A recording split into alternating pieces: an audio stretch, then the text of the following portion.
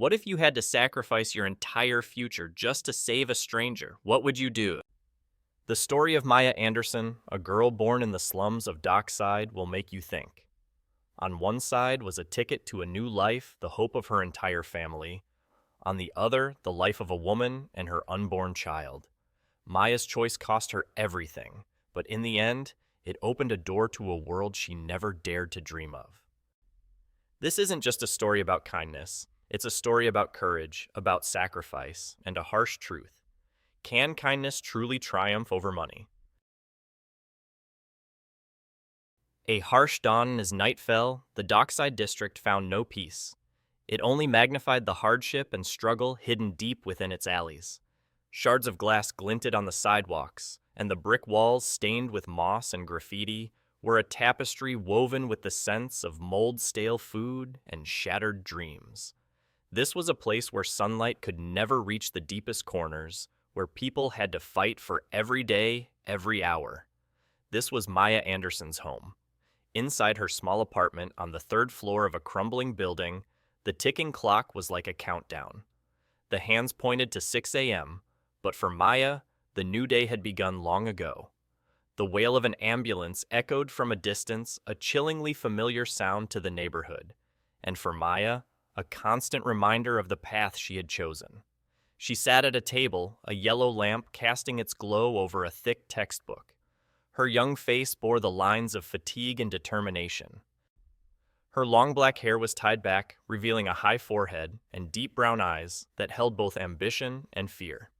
The final nursing exam, the key to unlocking her escape from poverty, was scheduled for 8 a.m. Only 2 hours remained. Every second was precious. Maya knew her life and her family's future depended on the outcome of this day. Family. It was a heavy word. Her mother, Maria, a woman with slender shoulders and calloused hands, was asleep on the old sofa. She had just returned from her night shift at the hospital, arriving in the early hours of the morning. Her eyes were always sunken from lack of sleep, yet within them, Maya always saw a faint glimmer of hope. Hope placed entirely on her. Maria always said, "My daughter, I don't need anything. All I need is for you to become a nurse. Your life will be different, and so will our families." The steady hum of her grandmother Betty's life support machine echoed from the inner room. The rhythmic huff, huff was a sad song, yet one that Maya knew and cherished. Betty had raised her while Maria worked 2 shifts a day to make ends meet. Now, she was battling a terrible cancer. Stacks of medical bills piled up on the dining table. Every day Maya counted her savings, trying to calculate how many more days it could last. The colossal exam fee for this final test, $2,000, was money she had worked tirelessly for all summer. Leo, her 17-year-old brother, smart but full of resentment, was still in bed, the blanket pulled over his head. Leo always saw the world through angry eyes. He didn't believe in noble ideals or that hard work would be rewarded. "It's all luck, Maya," he once told her. "No matter how much you study, you'll never be equal to someone born at the finish line." The words always haunted Maya, but she refused to believe them. She believed in the power of education and the value of effort. Maya stood up and poured herself a cup of strong black coffee. Taking a deep breath, she felt the bitter taste spread through her throat, helping her clear her mind. Wearing a simple white shirt, Maya looked in the mirror. Her face was pale from sleepless nights. She told herself, "Today, just today, everything will change." She took her exam ticket, clipped it into her book, and put on her backpack. Before leaving, she gently kissed her mother's forehead and whispered, "I'm going now, Mom. I can do this." The path to the exam center was only 500 meters, but to Maya, it felt like a road to another world. A world with skyscrapers and clean streets free of the scent of mold and despair. She walked past a small park where children were playing. They laughed joyfully, completely unaware of the struggles of the adults around them. Suddenly, the screech of tires sliced through the air. Maya turned with a start. Not far away, a black Mercedes had crashed into a telephone pole, its hood smoking. People on the sidewalk stopped watching the accident with curiosity, but no one moved closer. They stood at a distance, phones raised as if they were watching a movie. Maya felt her blood run cold. She saw a woman inside the car, her golden hair soaked with blood. She wore an expensive designer dress, and her abdomen was heavily swollen. A weak groan escaped her lips. "Save my baby. Please save my baby." Maya instantly recognized the dangerous signs from her obstetrics lessons: violent contractions, a head injury, and a weakening pulse. The woman was suffering from eclampsia, a complication that could claim both the mother's and the baby's lives. Maya looked at her wristwatch. 7:55 a.m. The exam hall doors would close in 5 minutes. Maya's heart pounded. She looked at the exam ticket in her hand. It represented everything she had sacrificed, all her family's dreams. It was her future. But inside the car, two lives hung in the balance: the life of a mother and the life of an unborn child. There was no time to think. She had to make a choice. On one side was everything she had worked for. On the other, the call of her conscience. Time stood still. The ticking of Maya's wristwatch suddenly grew louder, a cruel countdown to her future. 5 minutes, 4 minutes, 3 minutes. The exam hall was only 50 meters away, yet it felt like an ocean separating them. Inside the mangled Mercedes, the woman's moans intensified, her breathing strained and difficult. Her abdomen contracted violently. Maya could see blood streaming down her forehead, soaking into her expensive designer dress. The internal conflict was so powerful, it nearly brought her to her knees. Maya had dedicated her entire life to this moment. 4 years of studying through sleepless nights, working herself to exhaustion, and the constant burden of financial worry. The ticket in her hand wasn't just a piece of paper. It was her mother's dream, her brother's hope, her grandmother's life. It was everything. But then an image flashed in her mind, her grandmother Betty's face, gaunt but full of love. She used to say, "Maya, a person's worth isn't measured by how much money they make, but by what they do for others." And her grandmother was the one who had taught her the first lessons in compassion, in how to care for the sick, and in putting others before herself. The woman's weak groans from the car seemed to shatter the icy layer of calculation. Maya felt her conscience burn. She asked herself, "If I walk away, can I live with myself? If something happens to that baby? What then? Can I truly be a good nurse if I abandon a chance to save a life from the very first moment?" The decision was made in an instant, without hesitation, without a single regret. Maya let go. The exam ticket, a symbol of the future she had longed for, was carried away by the morning breeze, fluttering and then landing in a dirty puddle. It drifted aimlessly, its meaning gone. She ran to the car. The woman inside was almost unconscious. "Ma'am, can you hear me?" Maya asked, her voice trembling but firm. She knelt down, checking the woman's pulse while keeping her neck stable. "What's your name? Please stay with me." "Eleanor. Eleanor Vance," the woman whispered, her voice weak. Maya knew what to do.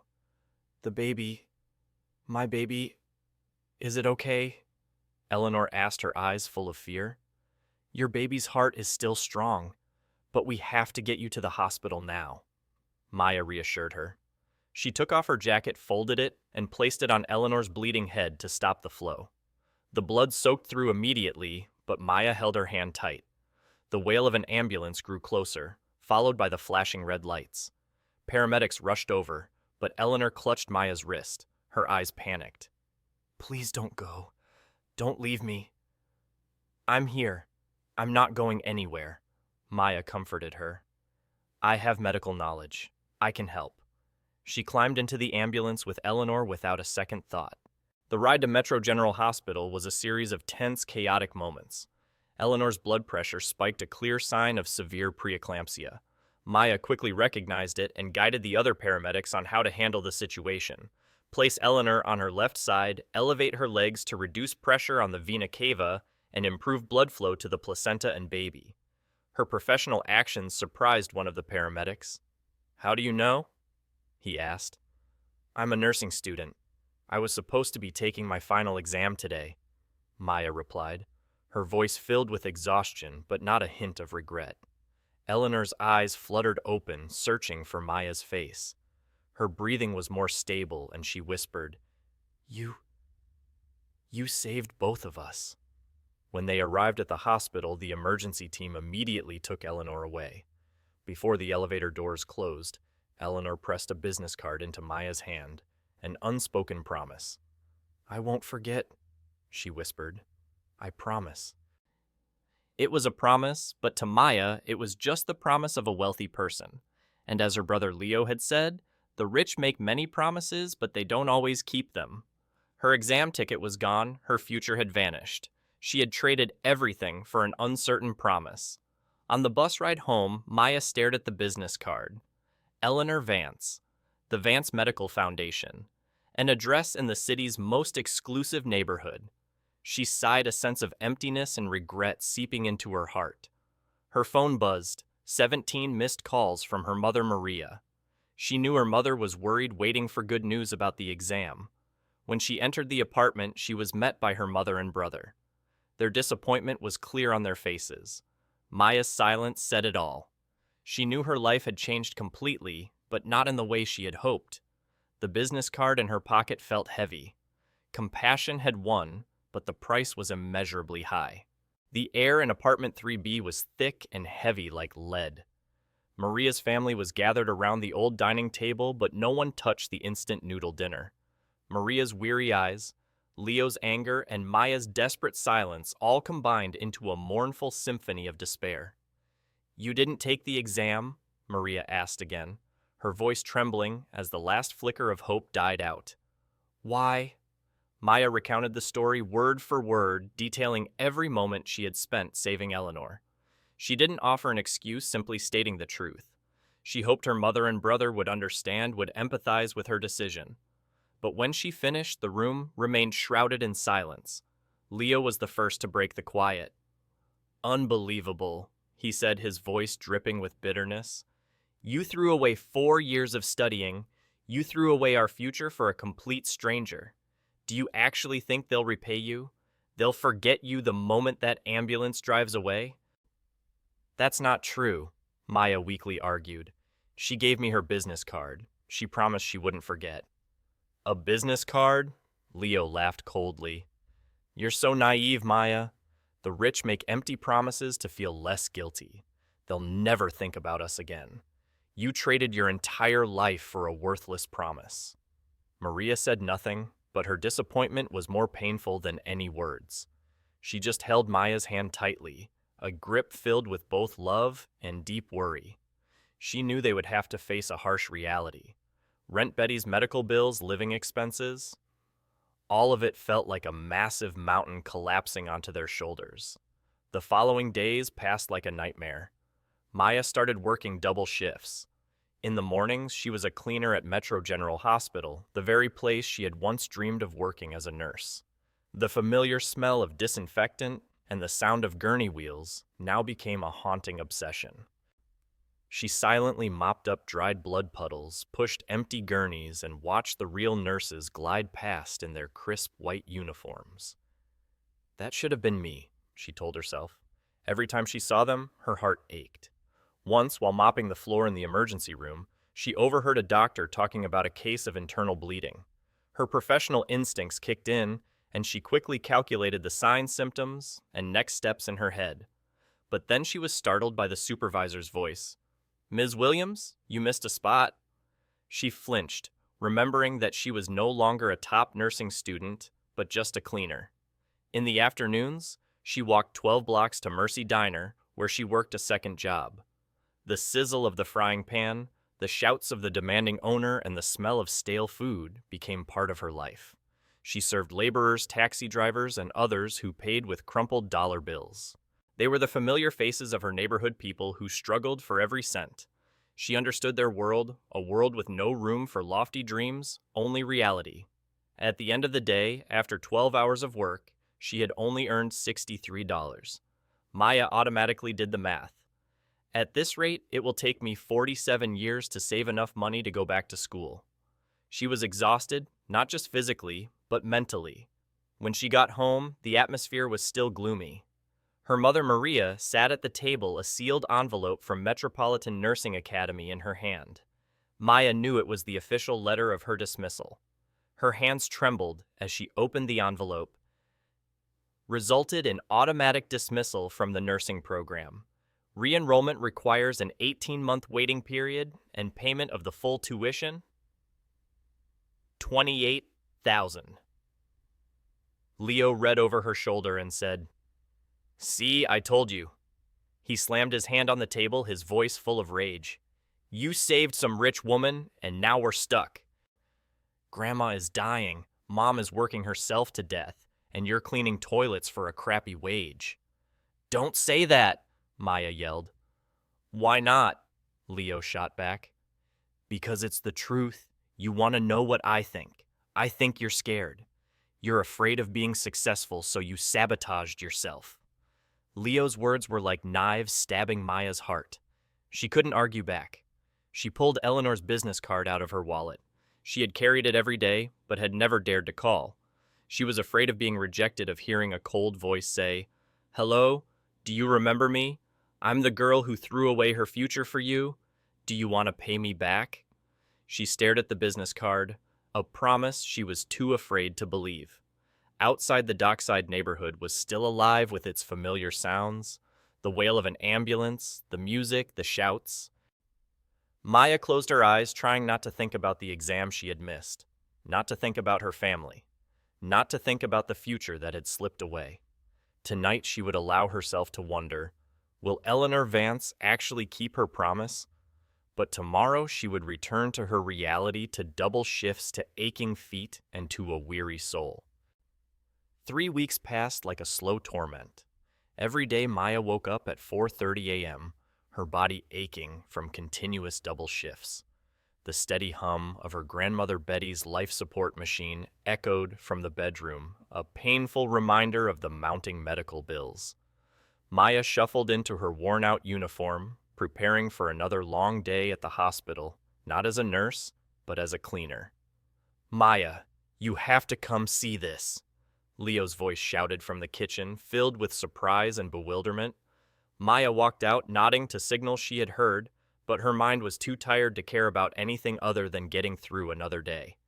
She moved toward the window, her eyes heavy with sleep, and then she froze.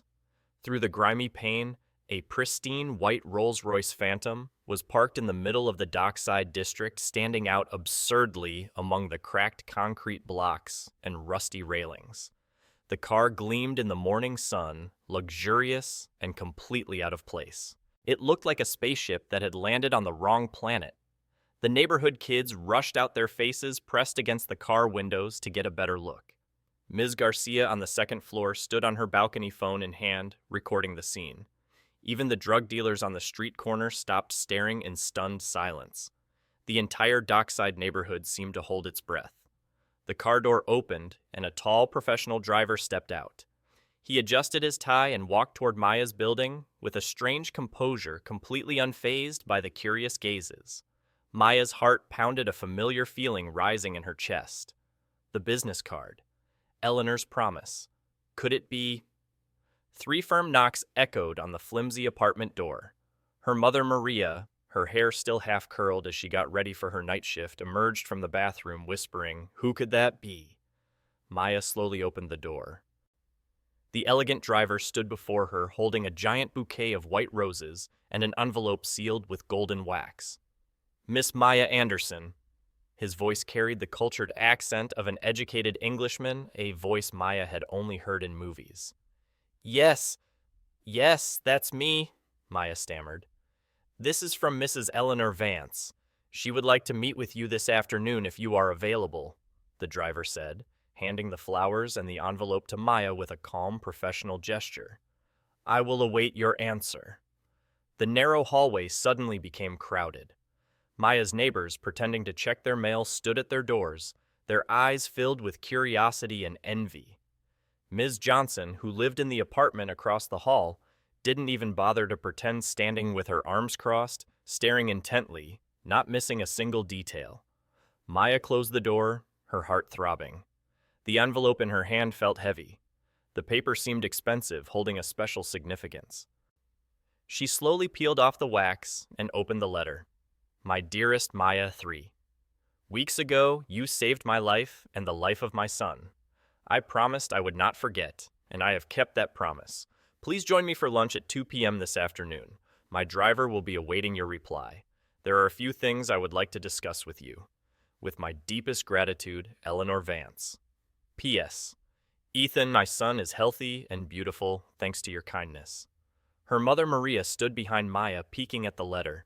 She whispered, Ethan, that baby. She named him Ethan. Leo snatched the letter, his face still full of skepticism. This is insane. Rich people don't do this. They just write a check and forget about it. But Maya remembered Eleanor's eyes in the ambulance. They weren't the eyes of an arrogant woman, but those of a panicked, grateful, and very human mother. This wasn't an act of charity. It was something else entirely. Maya told the driver she would be ready in 20 minutes. She knew her mother and brother were still doubtful, but this time she no longer felt regret or bewilderment. A small, brilliant spark of hope had begun to light up within her.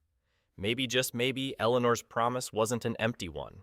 It was a promise born of genuine gratitude, and it had returned to change her life.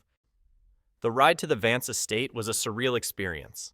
Maya sat on a soft leather seat, which she guessed was worth more than her family's monthly rent, and watched the world outside change through the bulletproof window. The familiar streets of the Dockside district, with their gray concrete buildings and tangled power lines, gave way to middle-class neighborhoods, then to affluent suburbs. Finally, the Rolls-Royce pulled into an exclusive private property where grand homes were hidden behind iron gates and manicured hedges. Upon their arrival, a massive iron gate swung open, revealing a sight that took Maya's breath away. The Vance mansion rose like a palace from a fairy tale built of white marble with towering columns and windows that sparkled like diamonds. The circular driveway was large enough to contain her entire apartment building. The polite driver opened the door, welcoming her to a world she had never dared to dream of. A well-dressed butler led Maya through opulent rooms, where every object could belong in a museum. Original paintings, gleaming marble floors, and crystal chandeliers reflected light like captured stars. Maya walked on thick carpets, trying to stay composed, but inside she was overwhelmed beyond words. They passed through the house and into the garden. Maya was once again stunned by its beauty and scale.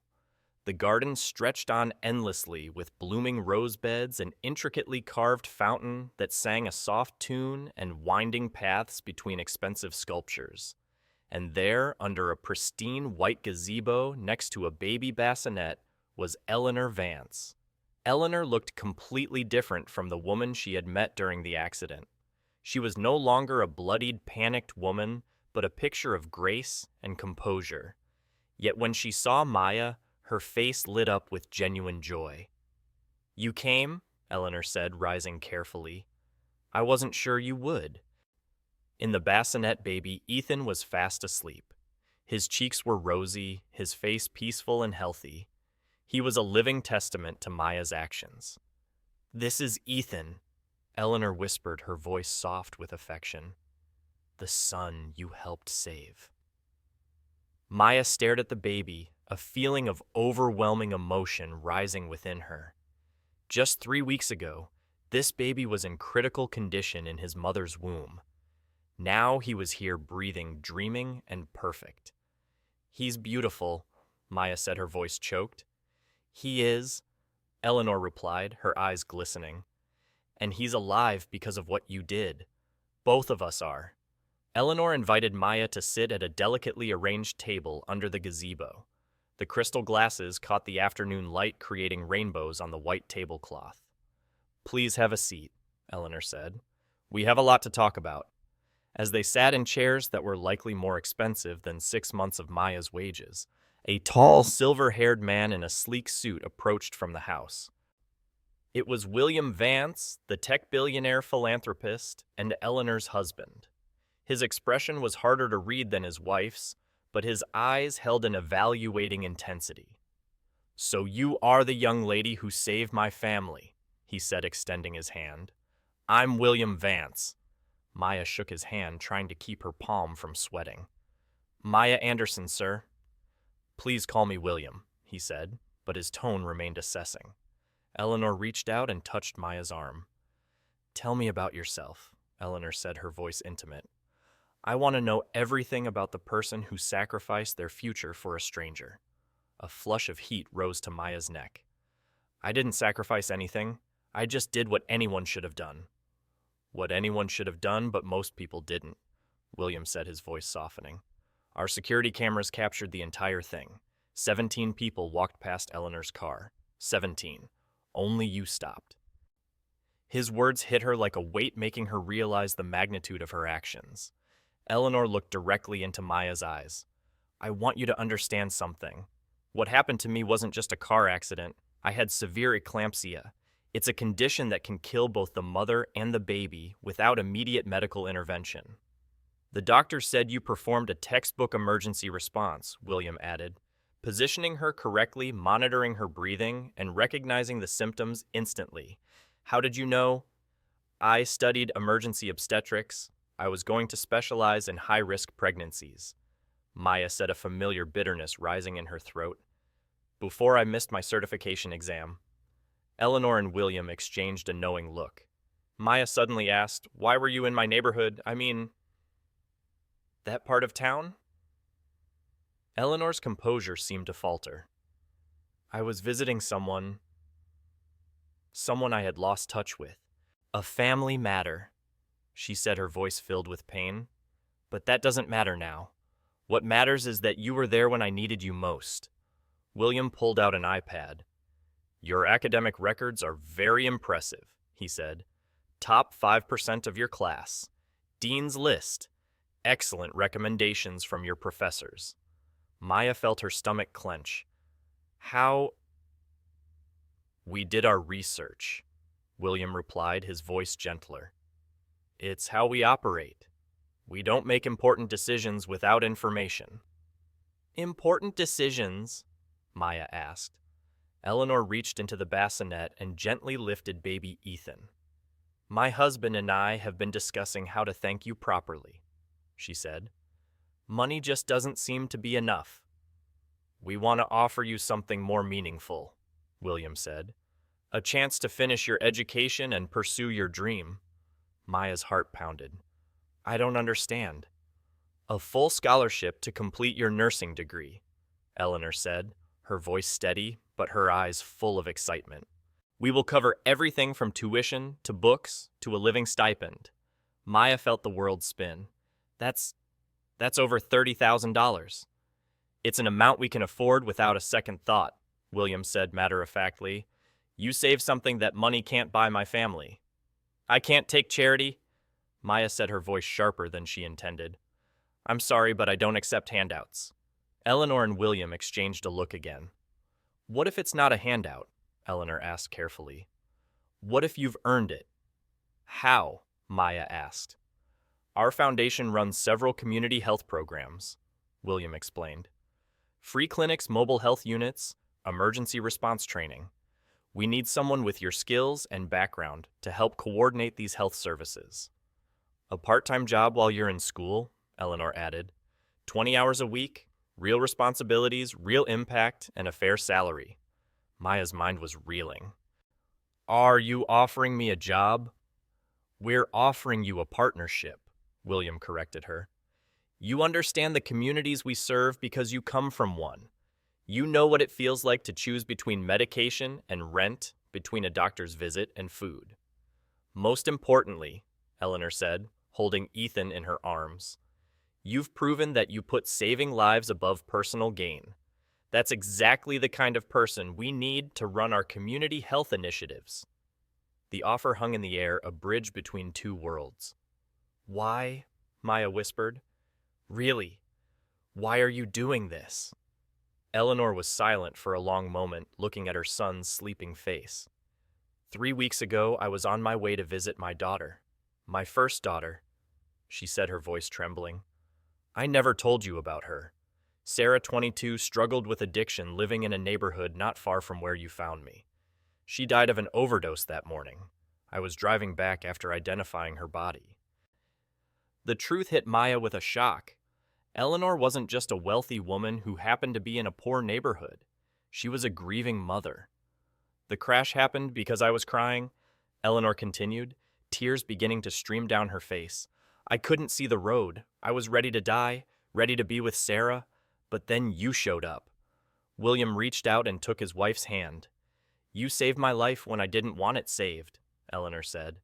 You reminded me that I had another child to live for.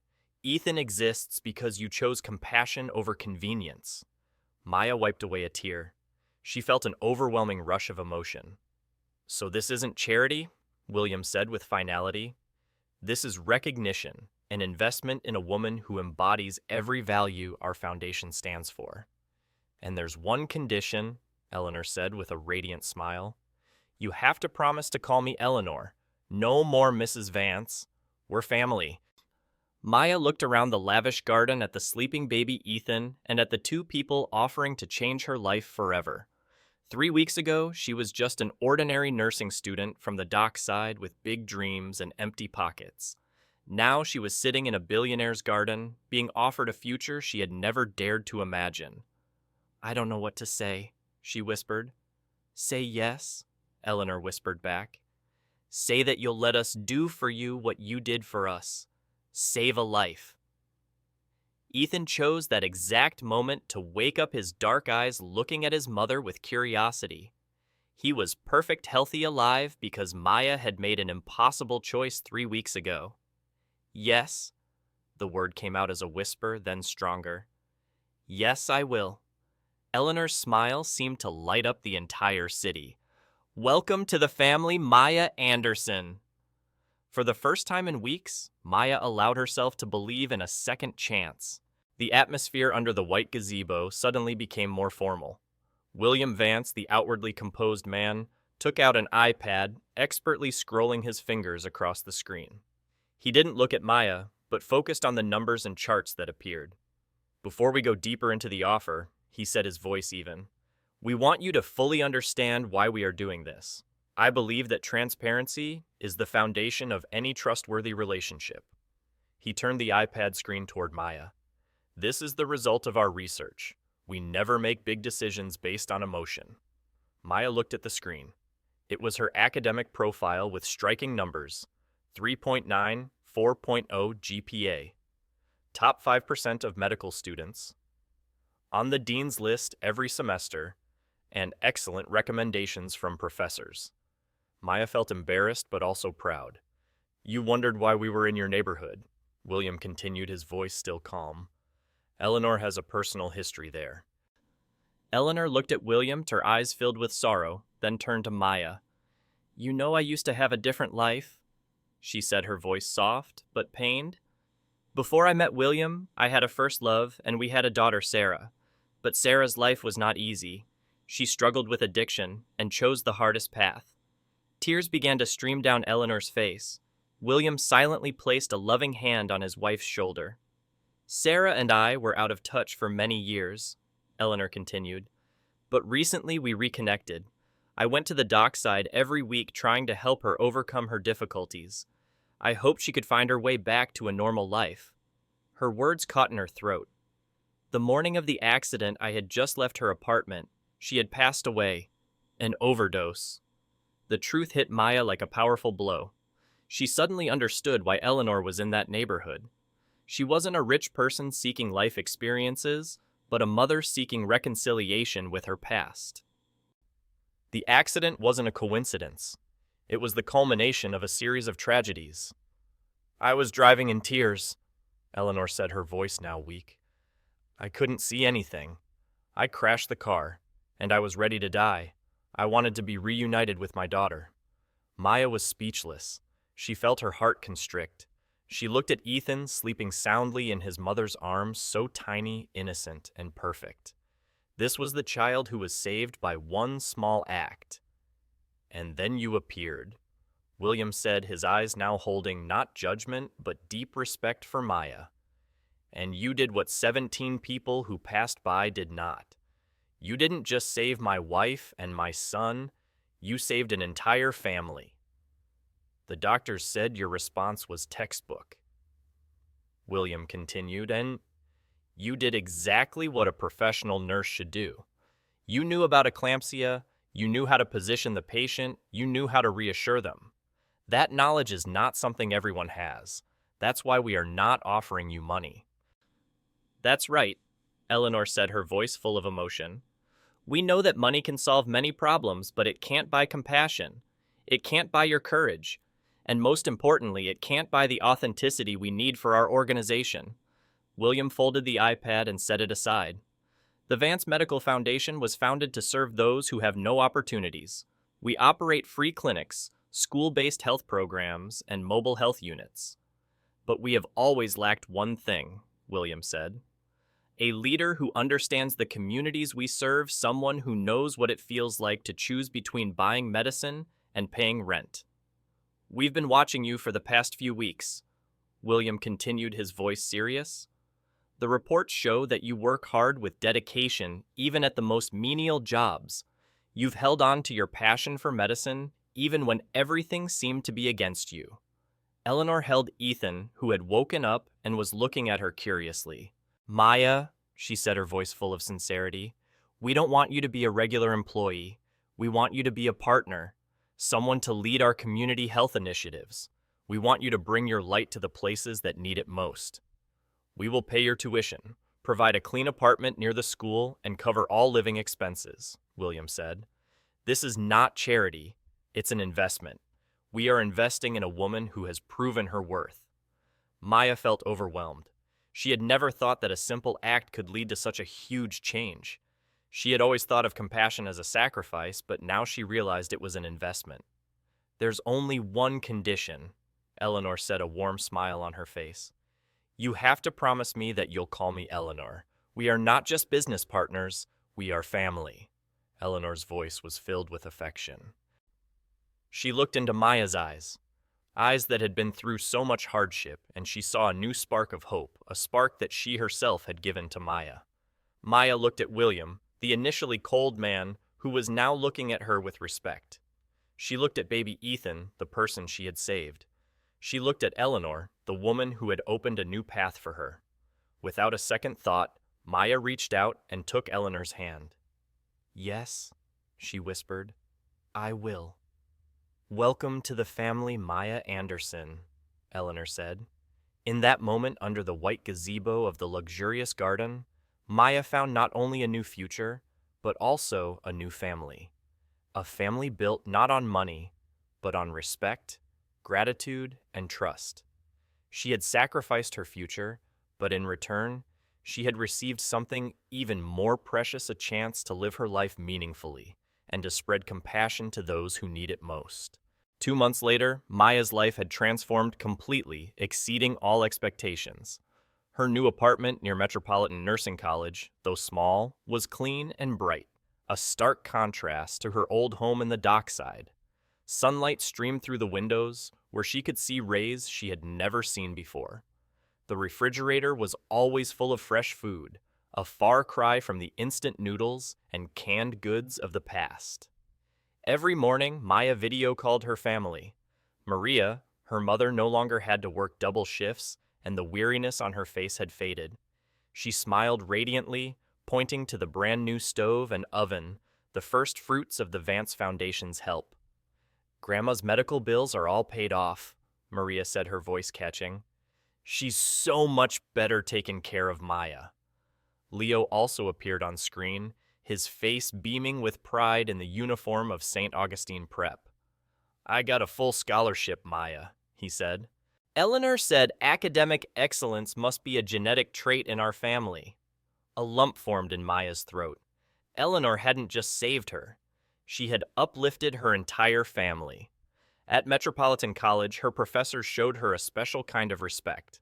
Her advisor, Dr. Brooks, would review her class schedule with enthusiasm: emergency obstetrics, pediatric care, community health nursing, an ambitious curriculum. Maya adjusted the stack of pristine textbooks, their new paper scent filled with promise. The Vance Foundation specifically requested you for their practicum program. That's completely unprecedented, Dr. Brooks said, studying her file. What did you do to get them to notice you like that? Just doing the right thing at the right time, Doctor, Maya replied, a secretive smile playing on her lips. 3 afternoons a week, Maya worked at the Vance Foundation's clinic downtown. It was the dockside, her old neighborhood. But now she saw it differently. Not as a trap, but as a community in need of healing. Today she was helping Dr. Brooks with a prenatal checkup. Mrs. Garcia, her former neighbor, was on the examination table 5 months pregnant, and her face filled with worry. "Mija, is that you?" Mrs. Garcia asked, her eyes lighting up. "Maya from apartment 3B. Everyone in the neighborhood knows about you and that rich lady. You're famous, you know." "I was just lucky," Maya said as she took Mrs. Garcia's blood pressure. It was a little high, but still within a safe range. "How are you feeling?" "A bit scared. You're 42 and still pregnant." "You're more than up to it," Maya reassured her. "We'll take good care of both of you." Once a week, Maya returned to the Vance estate for dinner, a tradition Eleanor had insisted on. The huge dining room could seat 30 people, but they always chose a small, cozy corner overlooking the garden. Ethan, now 4 months old, giggled in his high chair, waving his chubby hands. When he saw Maya, he would squeal with delight. "He loves you so much," Eleanor said. "He just lights up when you're here."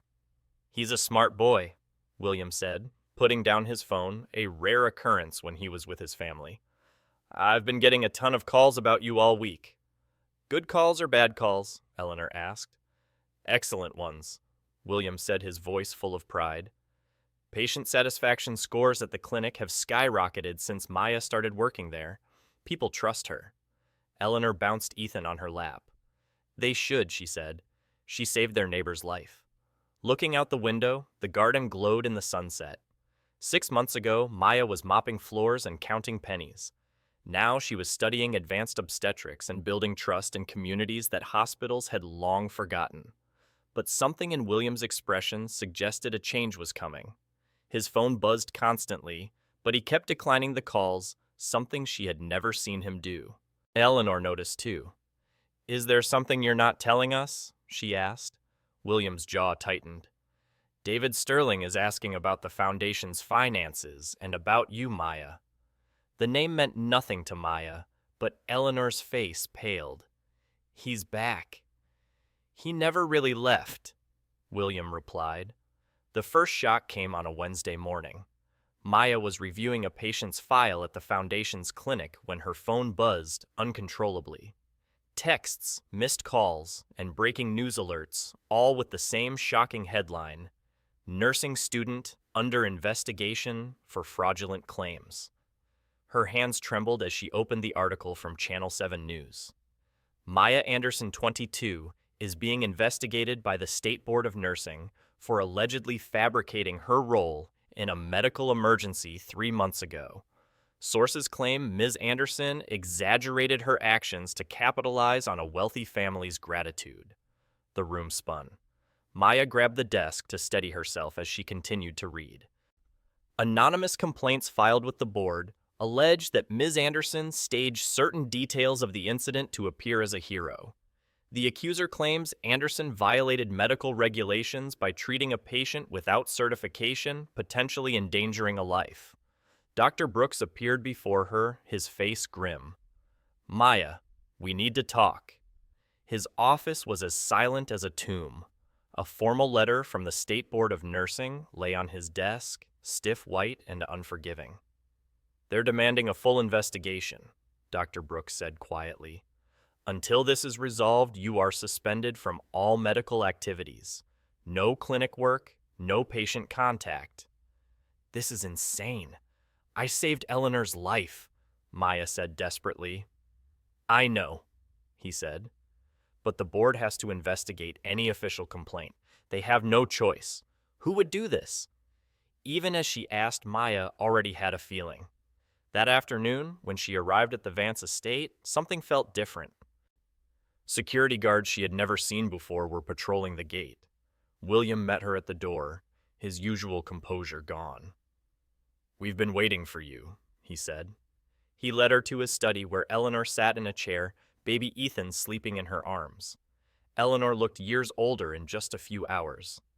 "David Sterling," William said without preamble. "An old friend of Eleanor's. He filed the complaint."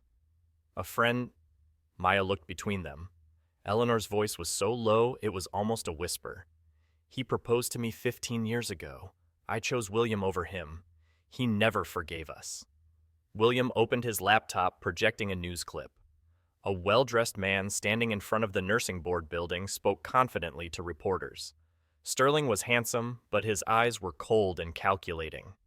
Sterling has been stalking us for years, William continued, looking for a weakness, a way to hurt our foundation, our family, our reputation. But why me? Maya asked. Because now you're our weakness, Eleanor said, tears streaming down her face. We love you like family. Hurting you hurts us.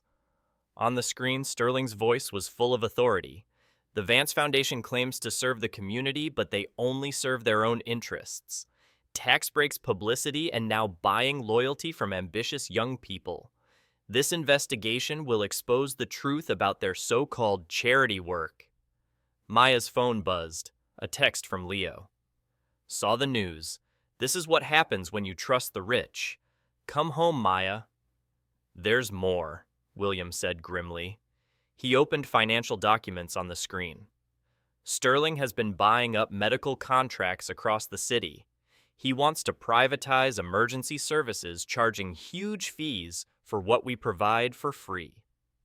If he can prove our foundation is corrupt, Eleanor added, he'll get the government contracts, millions in funding that go into free clinics. Maya stared at the documents. So I'm just collateral damage. You're the key to everything, William corrected. Sterling needs to prove you're a fraud to discredit us. If the board rules against you, it will destroy every program we fund. The weight of the truth descended on her. Hundreds of patients who depended on the free clinics, families like hers, who couldn't afford private care, children needing vaccinations, women needing prenatal care. What evidence does he have? Maya asked. William's expression turned dark. The security footage from the intersection is gone. The traffic cameras mysteriously failed that day. The paramedics have been transferred to different stations. Someone has been very thorough. But there were witnesses, Maya said, her voice desperate. People saw what happened. The poor, William said bluntly, his honesty hurting Maya. Sterling's lawyers will portray them as unreliable drug users, criminals, people who will say anything for money. Maya thought of Mrs. Garcia, of the construction workers who stopped to watch of the teenagers with their phones. In Sterling's world, their testimony meant nothing. The hearing is next week, William continued. If the board rules against you, they will recommend criminal prosecution, practicing medicine without a license, fraud, endangering a patient. Criminal prosecution, Maya's voice trembled. Jail time, permanently barred from the medical field. Your career would be over before it even began. Eleanor gently held Ethan, her movements careful. We won't let that happen, she said. How can you stop it? Maya asked. We're working on it, William said, but his voice lacked his usual confidence. That evening, Maya walked through her old neighborhood. News vans lined the streets. Reporters were looking for a story. Her neighbors who remembered the girl from apartment 3B, who had made it, greeted her. Mrs. Garcia waved from her window, now 7 months pregnant, her face radiant. Girl, don't listen to what they say on TV. We know what you did. But doubt had crept into Maya's mind as she climbed the familiar stairs. What if she had made a mistake that day? What if her inexperience had made things worse? What if David Sterling was right? Inside, her family was waiting with grim faces. Pack your bags, Maria said without a greeting. You're coming home. Mom, this relationship with those people is destroying you. You shouldn't have gotten involved with them. Leo sat at the table, his laptop open to the news page. They're saying you could go to jail. Jail, Maya? I saved a woman, Maya said, her voice choked. A woman, Maria shot back. A rich woman who is abandoning you. Where is the Vance family now? Why aren't they publicly defending you? The question hung in the air because Maya didn't know. William said they were working on it, but what did that mean? Phone calls, political pressure, or legal maneuvering? Nothing that could help her sleep soundly. They love me, she said weakly. Love doesn't pay legal bills, Maya, Leo replied. Love won't keep you out of prison. Through the thin walls, Maya could hear her neighbors arguing about her. Some were defending, others were condemning. The dockside had turned into a battlefield, and she was in the crossfire. Her phone buzzed a text from Eleanor. Don't lose faith. We are family. Family protects family. But as Maya looked out at the city lights, she wondered if love was strong enough to overcome money power and a system designed to protect people like David Sterling while crushing people like her. Tomorrow, she would have to face the reporters. Next week, she would have to face the nursing board. Tonight, she faced the possibility that choosing compassion over self-preservation might have been the biggest mistake of her life. The next morning, Maya woke up with a heavy feeling. Her apartment, once a symbol of a new beginning, now felt suffocating. She turned on the TV. The local news channel was showing her picture. The caption read, "Suspect in fraud investigation." Reporters were standing in front of her old building interviewing neighbors. She was just a lucky kid, but, a voice said, must have done something wrong. I heard she was paid over $50,000, another person added. Although some neighbors like Mrs. Garcia had stood up for her, the voices of suspicion and envy were more contagious. David Sterling had used the media as a weapon to twist the truth into lies. Maya turned off the TV feeling nauseous. She went back to her old apartment. Maria looked at her with eyes full of worry. She had been up all night. My daughter, she said, her voice tired. They say you might go to jail. I didn't do anything wrong, Maya tried to reassure her. I know, Maria said, but can you prove it? You said the paramedics were transferred and the security cameras were broken. Who will believe you? Leo, still angry, said, See, this is what rich people do. They use people like us, and when things get complicated, they abandon us. Where is the Vance family? Why aren't they showing their faces? That question echoed in Maya's mind. Why weren't they publicly defending her? Her mother was right. Love couldn't solve everything. It couldn't pay for lawyers or fight against someone as powerful as David Sterling. Although William had reassured her that they were working on it, Maya couldn't help but feel suspicious. She knew their world was different. Everything was handled discreetly through secret phone calls and meetings behind closed doors.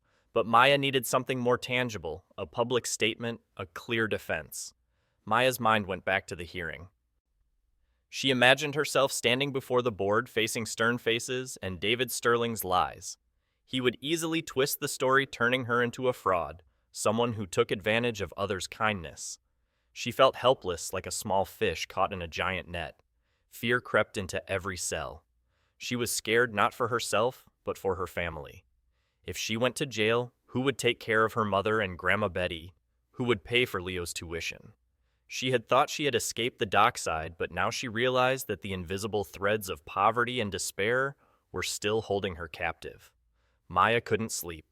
She lay on her old bed listening to the hum of Grandma Betty's life support machine. Her grandmother had had a hard life. She had raised her and her mother, and now she was suffering from a terrible illness. Maya felt guilty. She had promised to give her a better life, but now she had put her and the entire family in an even more dangerous situation. She sat up staring at her phone. She hesitated, then decided to text Eleanor. I'm so worried. My mother says you've abandoned me. Is it true? A few minutes later, her phone buzzed. Never, Maya. Your mother is right. Love doesn't pay the bills, but we can. We won't let anything happen to you. We are family, and family protects family.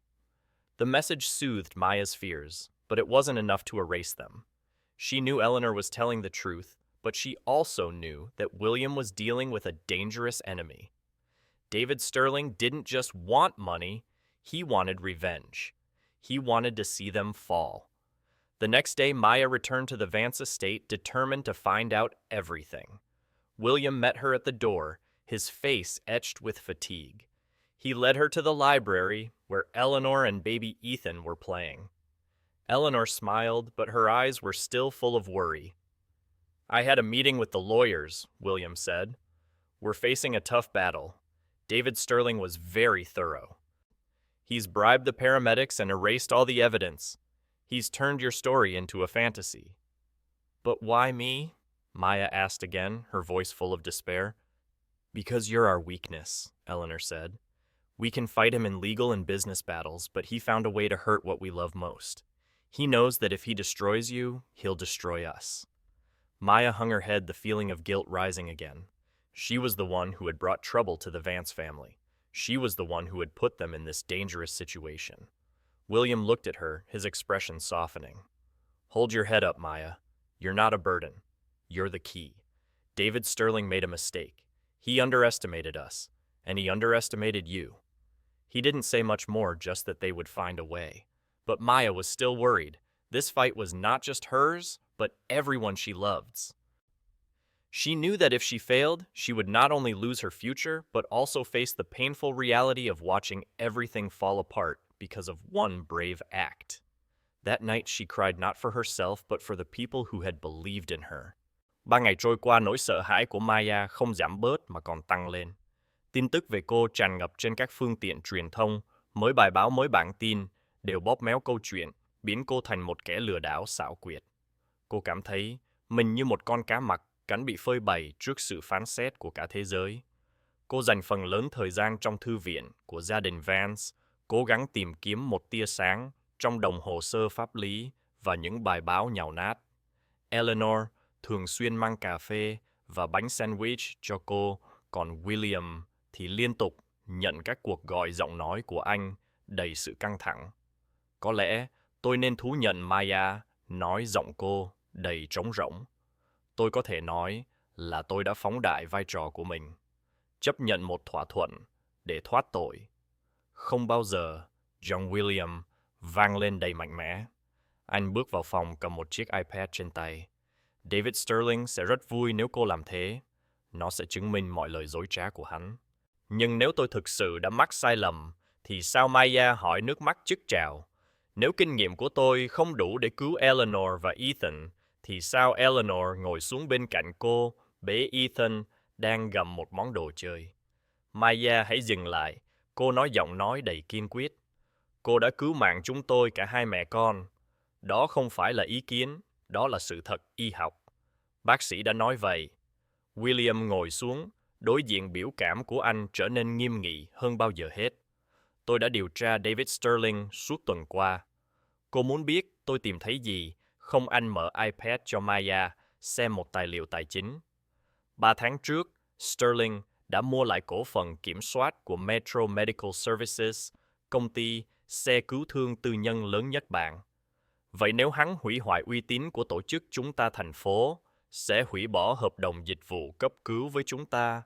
Đoán xem ai sẽ nhận được các hợp đồng đó? William cười lạnh lùng. David Sterling có thể kiếm 15 triệu đô la mỗi năm từ các dịch vụ mà chúng ta đang cung cấp miễn phí. Khuôn mặt của Eleanor trở nên cứng rắn. Đây không bao giờ là về tôi hay vụ tai nạn đó. Đây là về tiền bạc. Luôn luôn là tiền bạc với Sterling. William tiếp tục lướt qua tài liệu. Nhưng đây là phần thú vị. Hắn đã lên kế hoạch cho việc này từ nhiều tháng trước. Đơn khiếu nại chống lại cô được nộp chỉ 1 ngày sau khi vụ tai nạn được đưa tin trên báo chí. Maya ngẩng đầu lên. 1 ngày sau. Nhưng làm sao hắn có thể biết chi tiết về những gì đã xảy ra? Chính xác, William nói, ánh mắt anh lóe lên. Làm sao hắn biết đủ chi tiết để nộp một đơn khiếu nại, trừ khi hắn đã theo dõi chúng ta? Một cơn rùng mình chạy dọc sống lưng Maya. Các vị nghĩ hắn đã theo dõi gia đình mình. Tôi nghĩ David Sterling là một người tuyệt vọng, Eleanor nói khẽ. Và những người đàn ông tuyệt vọng thường làm những điều nguy hiểm. William mua một màn hình khác, đoạn phim an ninh từ nhiều địa điểm khác nhau trong thành phố. Tôi đã thuê một thám tử tư để theo dõi Sterling. Nhìn này, đoạn phim mờ ảo cho thấy Sterling gặp gỡ nhiều quan chức khác nhau. Các thành viên hội đồng điều dưỡng, ủy viên hội đồng thành phố, quản lý bệnh viện. Tất cả đều là các cuộc họp ăn trưa và các khoản thanh toán bằng tiền mặt có thể nhìn thấy rõ. Hắn đã mua chuộc các quan chức Maya nhận ra suốt nhiều tháng nay. Nhưng còn một điều nữa, William nói tựa nhanh đoạn phim.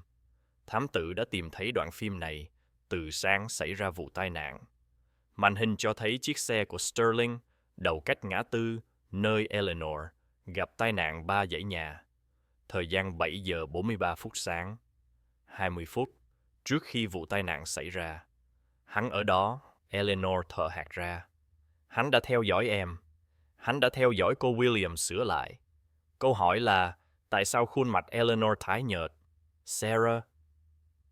Hắn biết em đến thăm Sarah sáng hôm đó. Con gái tôi.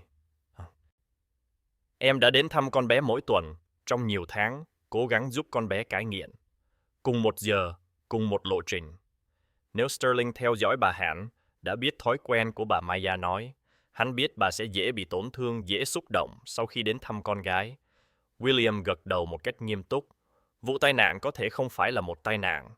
Cả căn phòng im lặng, chỉ có tiếng Ethan léo nhéo. Các vị nghĩ, hắn đã gây ra vụ tai nạn Maya hội giống cô, gần như là một tiếng thì thầm. Tôi nghĩ, hắn đã tạo ra các điều kiện cho nó William nói một cách cẩn trọng. Người lái xe bị phân tâm khu vực thi công, có biển báo, gây nhầm lẫn một con đường, buộc cô phải đi qua khu phố nghèo, nơi hắn biết sẽ không có ai giúp đỡ kịp thời. Eleanor đứng dậy, đi đến cửa sổ. Hắn muốn tôi bị thương. Hắn muốn gia đình chúng tôi tan vỡ. Nhưng kế hoạch của hắn đã phản tác dụng, Maya nhận ra. Vì tôi đã dừng lại để giúp. Chính xác, William nói. Vì vậy, bây giờ hắn đang cố gắng hủy hoại cô để hoàn thành những gì hắn đã bắt đầu. Anh gặp chiếc iPad lại. Câu hỏi là, làm sao chúng ta chứng minh được điều đó? Eleanor quay lại ánh mắt cô, đầy sự quyết tâm. Bằng cách chúng ta chứng minh mọi thứ khác. Bằng chứng? Bằng chứng gì? Maya hỏi giọng cô, đầy tuyệt vọng. Camera giao thông đã bị xóa. Các nhân viên y tế đã bị chuyển đi. Không phải tất cả bằng chứng, Eleanor nói nở một nụ cười sặc sảo. Sterling có thể mua chuộc các quan chức, nhưng hắn không thể mua chuộc tất cả mọi người. William hiểu ra ngay. Hồ sơ bệnh án. Tiến sĩ Martinez là bác sĩ điều trị cho Eleanor ngày hôm đó. Bà ấy đã ghi lại mọi thứ thời gian, cô phản ứng các can thiệp y tế cụ thể mà cô đã thực hiện tình trạng của Eleanor khi cô ấy đến bệnh viện. Hồ sơ y tế không nói dối, Eleanor nói. Và còn một điều nữa, William nói lấy điện thoại ra. Thám tử của chúng tôi đã tìm thấy bản ghi âm, cuộc gọi 911 gốc ngày hôm đó. Nhân viên tổng đài nhớ rất rõ cuộc gọi đó vì người gọi cô Maya đã cung cấp thông tin y tế rất chi tiết. Hy vọng, lẽ lói trong lòng Maya, lần đầu tiên sau nhiều ngày. Vậy chúng ta sẽ chống trả, Eleanor xác nhận. Nhưng chúng ta cần nhiều hơn. Luật sư của Sterling sẽ nói rằng hồ sơ y tế có thể được giải thích theo nhiều cách khác nhau và cuộc gọi 911 không chứng minh được năng lực của cô. William đứng dậy chỉnh lại cà vạt một cách dứt khoát. Vậy chúng ta sẽ tìm thêm. Sterling nghĩ rằng hắn thông minh nhưng người giàu có, để lại dấu vết hồ sơ ngân hàng, nhật ký cuộc gọi, hóa đơn đi lại. Nếu hắn đã dàn xếp một âm mưu này, sẽ có bằng chứng. Tôi phải làm gì? Maya hỏi. Eleanor nắm tay cô. Hãy tin tưởng chúng tôi và hãy chuẩn bị để kể câu chuyện của cô, câu chuyện thật sự, trước hội đồng điều dưỡng, trước giới truyền thông và trước bất kỳ ai muốn lắng nghe. Tôi sợ, Maya nói. Tốt, William cười đầy cương quyết. Sự sợ hãi giúp cô sắc bén, và chúng tôi sẽ cần cô rất sắc bén để hạ gục David Sterling. The State Board of Nursing conference room buzzed with tense energy. Reporters lined the back wall cameras positioned to capture every dramatic moment. Maya sat at a small table facing a 5-member board with solemn expressions. She clasped her hands together to hide their trembling. Across the aisle, David Sterling sat in a perfectly tailored suit, flanked by 3 expensive lawyers. He exuded the confidence, power, and certainty of a man who had never lost a high-stakes battle. The board chair, Dr. Hendris, brought down her gavel, calling the session to order. We are here to investigate the allegations against Ms. Maya Anderson regarding the illegal practice of medicine and potential fraud. Mr. Sterling, as the complainant, please present your case. Sterling rose with a flare of drama. Thank you, Dr. Hendris. We have a clear case of an unqualified individual exploiting a medical emergency for personal gain. He activated a projection screen. Ms. Anderson is a nursing student, and I emphasize a student with no legal authority to provide medical care. Yet she willfully intervened in a life-threatening situation, potentially endangering both Eleanor Vance and her unborn child. Maya's stomach twisted as Sterling displayed her academic transcript highlighting her incomplete status. Furthermore, Sterling continued, Ms. Anderson then leveraged this incident to secure significant financial benefits from the grateful Vance family, a full scholarship, a luxury apartment, and a job with over $50,000 in total compensation. A murmur rippled through the room. Sterling's presentation made her sound like a cunning opportunist. The motive is clear, he said. Stage a heroic act and then reap the financial rewards. This board must send a message that such profiteering will not be tolerated. Dr. Hendress nodded gravely. Ms. Anderson, how do you respond to these accusations? Maya stood her legs shaking. I saved a woman's life and the life of her son. That's all I did. Without the proper certification, Sterling interjected smoothly, a direct violation of state medical practice laws. I used basic first aid. You diagnosed eclampsia, Sterling countered. You positioned the patient, monitored vital signs, made medical decisions. All actions that require licensed supervision. The board members exchanged worried glances. Sterling was winning. Mr. Sterling, though, Dr. Hendress said, do you have any evidence to support your fraud claims? Yes. Sterling gestured to his lead lawyer, who produced a thick file. Financial records show that the Vance family's payments to Ms. Anderson began immediately after the incident. No waiting period, no verification of need, a suspicious timeline that suggests prearrangement. Maya's heart pounded. He was twisting everything, turning kindness into a conspiracy. In addition, Sterling continued, we have sworn statements from medical professionals who question Ms. Anderson's story. Paramedics who responded to the scene report that they found Mrs. Vance in a stable condition, not a life-threatening emergency, as Ms. Anderson claimed. Those paramedics were transferred, Maya said desperately. They're not here to testify. And that's precisely my point, Sterling smirked. The convenient disappearance of key witnesses, the influence of the Vance family is undeniable. Dr. Hendress glanced at her watch. Mr. Sterling, do you have any more evidence? One final point. The footage from the traffic camera at the intersection mysteriously disappeared a day after the incident. Someone with considerable resources ensured that no independent verification of the event was possible. The implication hung heavily in the air. The Vances had destroyed evidence to protect their fabricated story. Ms. Anderson, Dr. Hendress said sternly, these are serious allegations. Do you have any evidence to support your story? Maya's mouth was dry. This was the moment everything hinged on. Yes, she said. The door at the back of the room burst open with a loud thud. William Vance strode in, Eleanor beside him, holding baby Ethan. They were followed by Dr. Maria Martinez from Metro General Hospital and a woman Maya didn't recognize. Apologies for our lateness, William announced.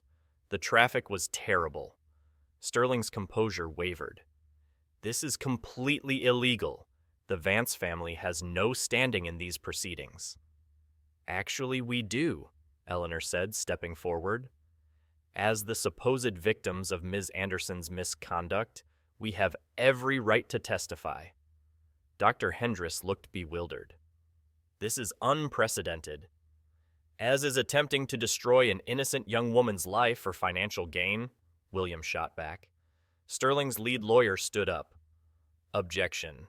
This is not a courtroom. These witnesses have not been sworn in. Then swear them in, Dr. Hendress decided. I want to hear what Mrs. Vance has to say. Eleanor took the witness stand. Ethan was sleeping peacefully in her arms. 3 months ago, I was dying. My son was dying.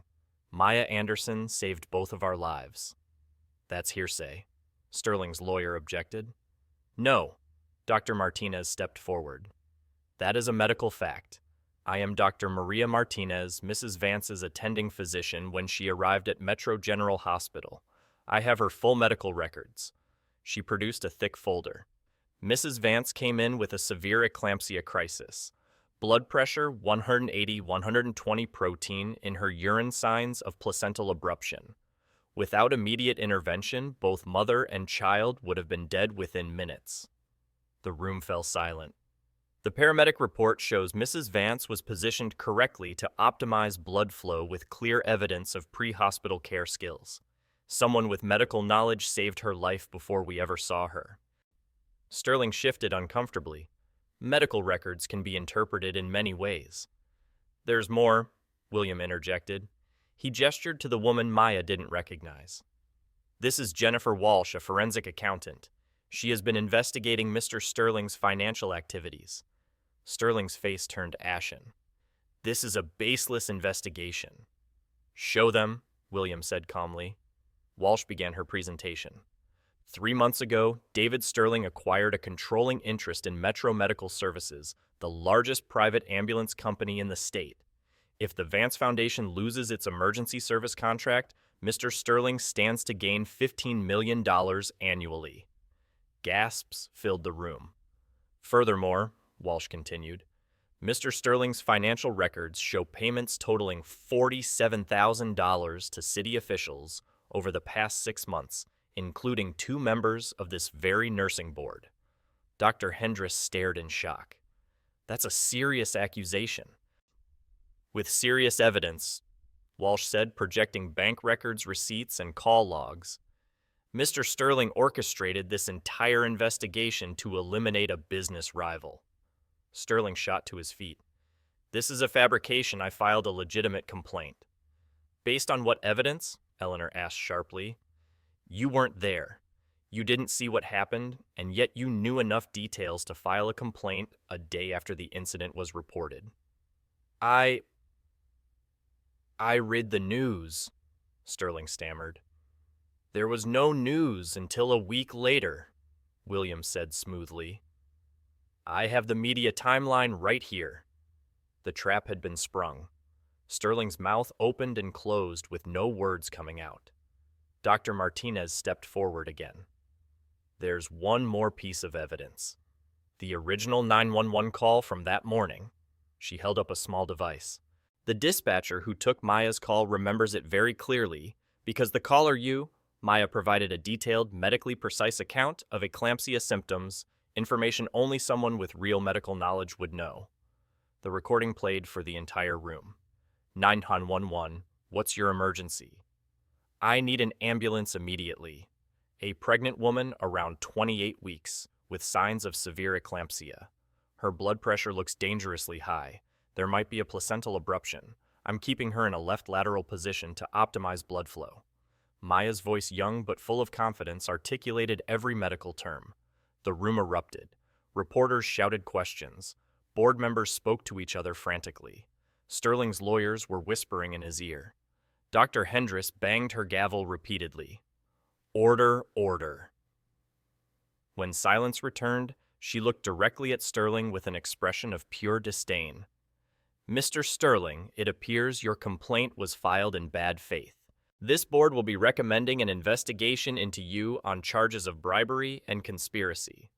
Sterling's face turned purple. You can't prove... We can prove everything, William said calmly.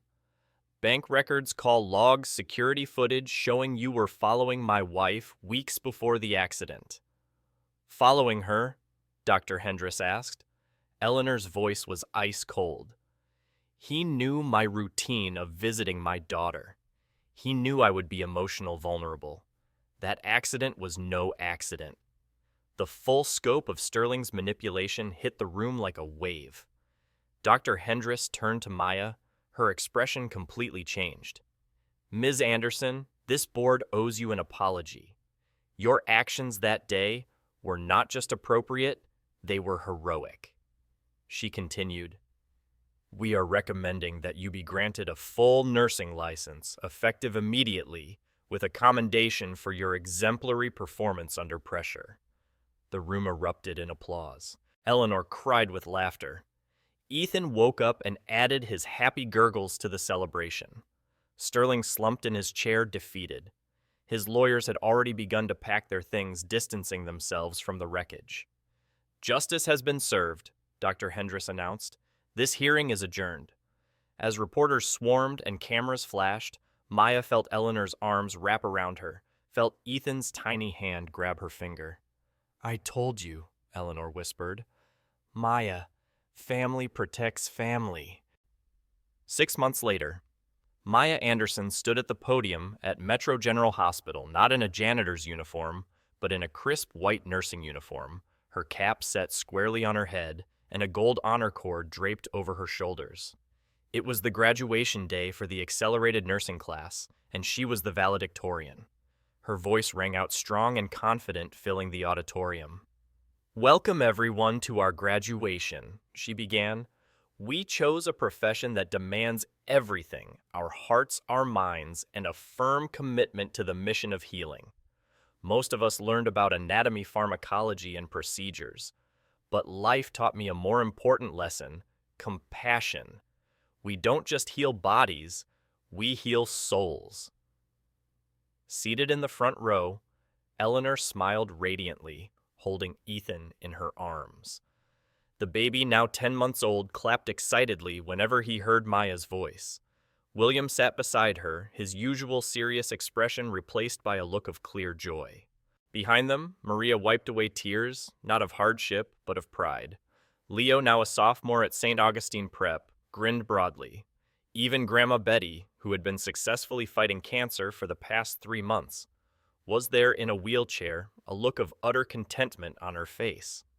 After the ceremony, the Vance family held a small celebration in the garden at their estate, the very place where Maya's journey had begun. William raised a glass of champagne, his eyes full of respect. "To Maya Anderson, the new Director of Emergency Medical Services for the Vance Foundation." Maya nearly dropped her glass. "Director," she said, her voice filled with surprise. "I thought I would be starting as a regular nurse." Eleanor laughed gently, bouncing Ethan on her lap. "The board voted unanimously. Who better to run our emergency programs than you?" "But I just graduated," Maya said. "You've been doing this for months," William interrupted. "Patient satisfaction scores at our clinic are the highest in the state. The maternal mortality rate in the dockside has dropped by 40% since you started working there." Maya looked at William. The man who had once assessed her with cold calculation now looked at her with respect and genuine affection. "Besides," Eleanor added with a mischievous smile, "Ethan needs a big sister nearby. Don't you, my love?" As if in reply, Ethan reached out his hands toward Maya, babbling, "Ma, Ma," his first word. Maya took Ethan into her arms, and he immediately calmed, feeling safe in her embrace. The child she had saved had become her anchor, a reminder that one split-second decision could reshape an entire world. "True wealth," Eleanor said softly, watching them, "is measured by the lives you touch." That saying became their family motto, engraved on a plaque at the foundation's entrance, mentioned in every meeting, and lived every day through their work. As night fell on the garden, Maya gently rocked Ethan to sleep, humming an old lullaby that Grandma Betty used to sing to her. His eyes slowly closed, full of trust and completely safe. 6 months ago, she was a girl from the dockside with distant dreams. Today, she was Dr. Maya Anderson, Director of Emergency Medical Services, a guardian angel for an entire community. Tomorrow, she would start her new position overseeing the mobile clinics and emergency response teams that served the very neighborhoods she had grown up in. But tonight, surrounded by the family she had gained by choosing compassion over convenience, Maya allowed herself to simply be grateful. Sometimes the biggest risks lead to the biggest rewards. Sometimes love truly does conquer all. 5 years later, Maya Anderson stood silently outside the gates of Metropolitan Nursing College, the very place where she had made her life-altering decision. It was early morning, and the golden sunlight glinted on the cracked sidewalk where her fateful exam ticket had once flown away. She wore a sharp professional suit, held a cup of hot coffee, and watched a new generation of students hurrying through the gates, their faces filled with hope and anxiety. She looked at them and saw her own reflection from 5 years prior. She remembered the long nights of studying, the exhausting double shifts, and the desperation when everything seemed to fall apart. She had overcome it all. Now she was no longer the poor girl from the dockside, but a respected professional, an influential leader, a woman who had proven that compassion was not a weakness, but a strength. A young woman no more than 20 rushed past Maya, clutching an exam ticket in her hand. She stopped at the same intersection where Maya had once stood. Across the street, an old man stumbled and fell, his bags of groceries scattering across the sidewalk. Cars slowed but did not stop. Pedestrians just checked their phones, and walked on. The young woman's face showed the exact same internal conflict Maya had experienced years before. She looked at the exam ticket in her hand, then at the old man. Her future or a stranger's well-being. Maya felt the young woman's pain. She knew the girl was in a difficult situation. She saw herself in the girl's eyes full of hope, but also full of fear. Maya walked over, her voice soft and understanding. "What's your name?" Maya asked. "Maria Santos. I'm late for my nursing exam," the girl said, her voice filled with worry. "I know," Maya said gently. "I once stood in this exact spot. I had to choose between my future and helping a stranger." Maria's eyes widened as she recognized the woman in front of her. "You're Dr. Anderson, the doctor from the Vance Foundation." "That's right," Maya said. "And I'm here to tell you something important." Maya placed a hand on Maria's shoulder. "Do you see that old man? Your choice isn't between the rich or the poor, but between indifference and compassion. True wealth is not what you achieve for yourself. It is measured by the lives you've touched, the people you've helped, the stories you've written with your own actions." Maria looked at the old man struggling on the sidewalk. She looked back at her exam ticket. Then, without a moment's hesitation, she tore the ticket in half and ran to help the old man. Maya smiled, a feeling of pride swelling within her. She took out her phone and dialed Eleanor's number. "Eleanor, I've found our next scholarship recipient. Some circles are born to be continued. Some choices echo through generations. Some acts of kindness can reshape an entire world." Maya's life was completely changed by one act of compassion. She found a family, a career, and a purpose. She proved that compassion is not foolishness, but the most worthwhile investment. It brings a kind of wealth that money can't buy, peace of mind, and the fulfillment of a meaningful life.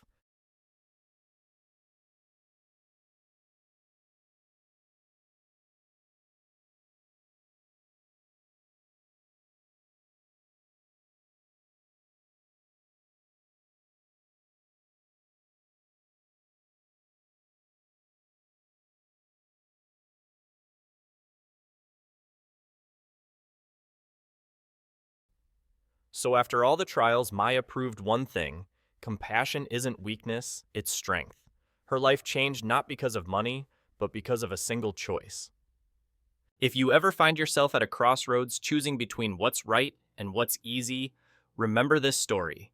Because sometimes the greatest things come from the smallest, most courageous actions.